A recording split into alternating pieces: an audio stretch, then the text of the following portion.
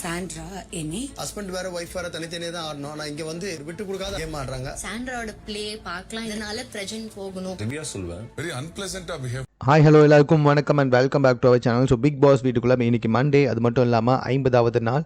So Monday முதல் promo என்னவாக இருக்கும், அதே தான் nomination process.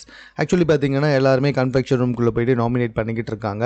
As well as நம்ம எல்லாருக்கும் நல்லா தெரிஞ்ச விஷயம் தான். அது என்ன அப்படின்னு சொல்லி பார்த்தீங்கன்னா, சாண்ட்ரா, பிரஜன் மற்றும் திவ்யா இவங்க 3 பேருமே கண்டிப்பாக நாமினேஷனுக்குள்ளே வந்துருவாங்க. பிகாஸ் ஆஃப் அவங்க 3 பேருமே ஒட்டுமொத்த வீட்டுக்குமே எதிராக இருந்தாங்க. And Parvathi also.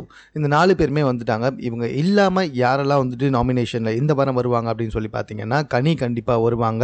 அதே மாதிரி எஃப்ஜேவும் கண்டிப்பாக வருவாங்க. ஸோ அதாவது கண்டிப்பாக இந்த வாரம் நாமினேஷன் வந்துட்டு ரொம்ப டைட்டாக இருக்கும் அப்படின்னு எதிர்பார்க்குறேன். ஒரு 6லேருந்து 7 பேர் மட்டும்தான் நாமினேட் ஆகிருக்கிறதுக்கு வாய்ப்பே இருக்குது.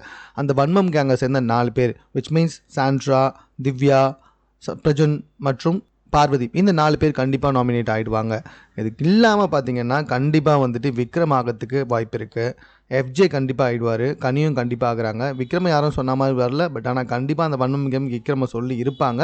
ஸோ விக்ரமும் வந்திருப்பார். இந்த 7 பேர் வந்துட்டு நாமினேஷனில் வரதுக்கு நிறைய சான்சஸ் இருக்குது. சான்சஸ்லாம் இல்லை, கண்டிப்பாக இந்த 7 பேர் வந்துருவாங்க. இதெல்லாமல் யார் வரப்போகிறாங்க அப்படின்றத பொறுத்து தான் பார்க்கணும். ஏன்னா ரம்யா ஜோலாம் ஒன்றுமே பண்ணல, அவளை நாமினேஷன் பண்ணாமல் நீங்கள்லாம் உங்களுக்குள்ளேயே பண்ணிக்கிட்டு இருக்கீங்க.